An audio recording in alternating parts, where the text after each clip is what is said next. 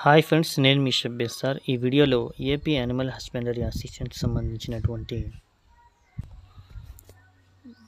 ముఖ్యంగా చాలామంది అభ్యర్థులకి అనేక రకాల డౌట్స్ అయితే ఉన్నాయి. చాలామంది అభ్యర్థులు 59 మార్క్స్ 59.60 మార్క్స్ వచ్చాయి. అదేవిధంగా 60 మార్కులు మాకు వచ్చాయి, మేము ఎస్టీ క్యాండిడేట్స్,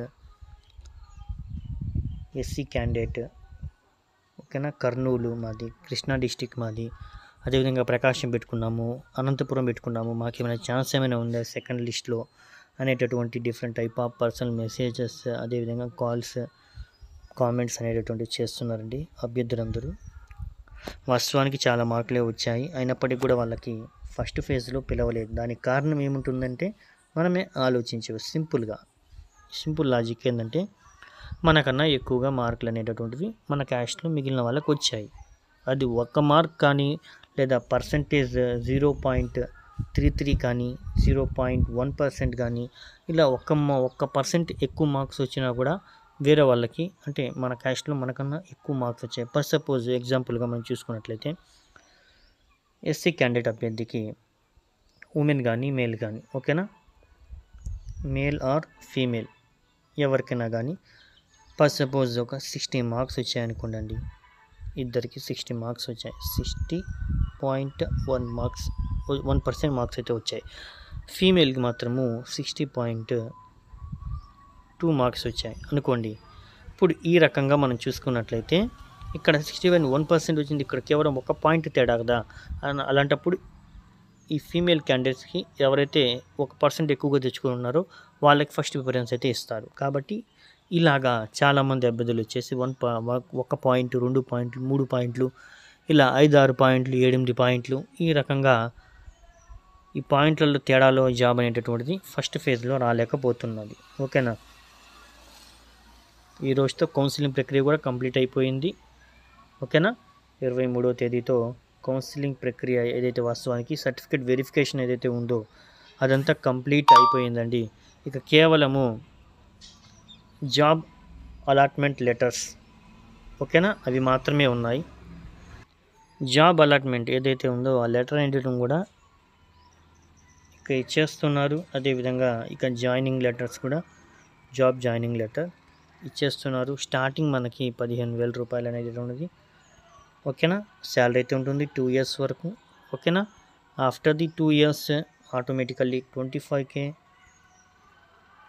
26K, 27K, దాదాపు ఒక 30K వరకు ఉంటుంది. కటింగ్స్ అన్నీ పోయి ఒక 25-26 అయితే వస్తాయి.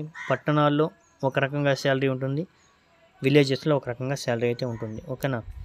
రైట్. వాస్తవం గ్రామ సచివాలయానికి సంబంధించి ఆ సిస్టమ్ అలా ఉంది.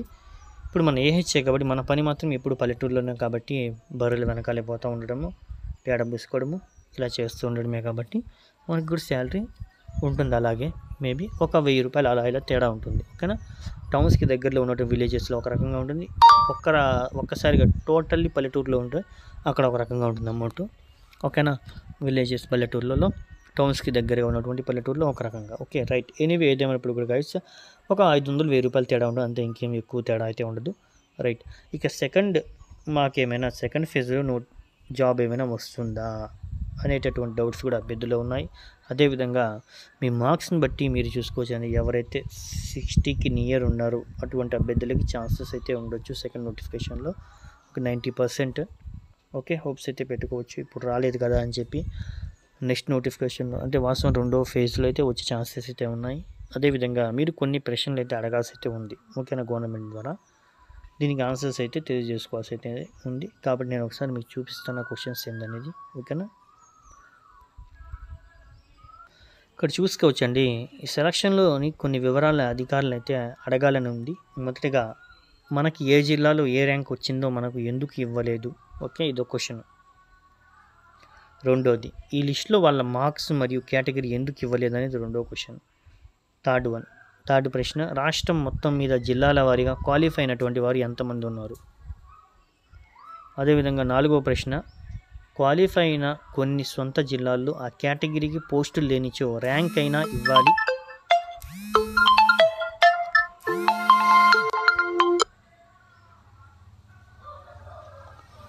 ఓకేనా గైస్, ర్యాంక్ అయినా ఇవ్వాలి. లేదా అసలు మెరిట్ లిస్ట్ పెడతాం అని ఇప్పుడు ఈ షెడ్యూల్ ఎందుకు పెట్టారు, ఈ షెడ్యూల్ కూడా అభ్యర్థికి ఎన్ని మార్కులు వచ్చాయి అనేది ఎందుకు ఇవ్వలేదు అనే దాని మీద ఆధారపడి ఉంటుంది. నెక్స్ట్ వన్ 1110 పోస్టులు ఏ కేటగిరీకి ఇచ్చారు, మిగిలినవి ఏ కేటగిరీకి అనేది ఎందుకు క్లారిటీగా ఇవ్వలేదు. నాన్ లోకల్ పోస్ట్స్ ఫిల్ చేశారా లేక లోకల్ పోస్ట్స్ ఇచ్చారా అనే విషయం కూడా సరిగ్గా తెలుపగలరు అని చెప్పి కూడా మనం తెలియజేసుకుంటున్నాము. ఓకేనా. ఈ విధంగా మనం చూసుకున్నట్లయితే గాయస్ ఖచ్చితంగా కొన్ని మనము క్వశ్చన్స్ అనేటటువంటి అధికారులను అయితే అడిగి మనం తెలుసుకోవాల్సి అయితే ఉంటుంది. ఇక్కడ మనం చూసుకున్నట్లయితే 9 మార్క్స్కి నాకు శ్రీకాకుళం నాది జాబ్ ఏమైనా వచ్చే ఛాన్సెస్ అయితే ఉందా సార్ అంటున్నారు. 9 మార్క్స్కి జాబ్ రావడమే చాలా కష్టం అండి. అది ప్రీవియస్ అయితే వచ్చేది, ఇప్పుడు మాత్రం కాంపిటీషన్ ఎక్కువైపోయింది కాబట్టి రాదండి, సారీ. అదేవిధంగా శేఖర్ గడ్ అవుతున్నారు 35 బీసీ ఏమైనా వచ్చే ఛాన్సెస్ అయితే ఉందా అంటున్నారు. క్వాలిఫై కాలేదు కదండి మనము, ఇంకా జాబ్ అనేది ఎలా అండి ఒకసారి చూసుకుందాం, చివరి వరకు పోరాడదాం. ఓకేనా, చూద్దాం. స్పోర్ట్స్ కోటాలో ఎవరైనా ఉన్నారా బ్రో అంటున్నారు. ఓకే, చూద్దాం. గ్రూప్లో చూసి మనం అందరం జీవో 74 ప్రకారం ఇవ్వాలి అని చెప్తున్నాం ఖచ్చితంగా. ఇలా మనం చూసుకున్నట్లయితే చాలామంది అభ్యర్థులు డిఫరెంట్ టైప్ ఆఫ్ కామెంట్స్ అనేటటువంటివి చేయడం జరుగుతుంది. కాబట్టి అభ్యర్థులకు నా తరపు నుంచి ఒక సజెషన్ ఏంటంటే కొంచెం వెయిట్ చేయండి. ఓకేనా. సెకండ్ ఫేజ్ అనేటటువంటి లిస్ట్ అనేటటువంటిది అతి త్వరలో మన ముందైతే ఉండబోతుంది. ఓకేనా. తద్వారా అందరికీ జాబ్స్ అనేటటువంటివి ఖచ్చితంగా వచ్చే ఛాన్సెస్ అయితే ఉన్నాయి. కాబట్టి స్కోర్ తెచ్చిన వాళ్ళు ఎటువంటి భయపడాల్సిన అవసరం లేదు. జస్ట్ పాయింట్స్లో మీరు పోయి ఉంటారు అంతే తప్ప ఫస్ట్ ఫేజ్కి. సెకండ్ ఫేజ్లో మాత్రం ఖచ్చితంగా జాబ్ అనేది వచ్చేస్తుంది మీకు. ఓకే, రైట్ అండి. ఈ విధంగా 100% పక్కా జెన్యూన్ ఇన్ఫర్మేషన్ పొందడం కోసం ప్రతి ఒక్కరు మన ఛానల్ని ఫాలో అవుతూ ఉండండి గాయస్. ఓకేనా. ఈ వీడియోని ఒక చిన్న లైక్ చేయండి, ఇంకేం అవసరం లేదు. ముందు వరకు వీడియోని ఫార్వర్డ్ చేయండి, షేర్ చేయండి. ఫస్ట్ టైం చూసే వాళ్ళంతా మన ఛానల్ని సబ్స్క్రైబ్ చేసుకొని పక్కనే వచ్చే బెల్ సింబల్ మరియు ఆల్ బటన్ని ఇప్పుడే యాక్టివేట్ అయితే చేసుకోండి. Okay, thank you.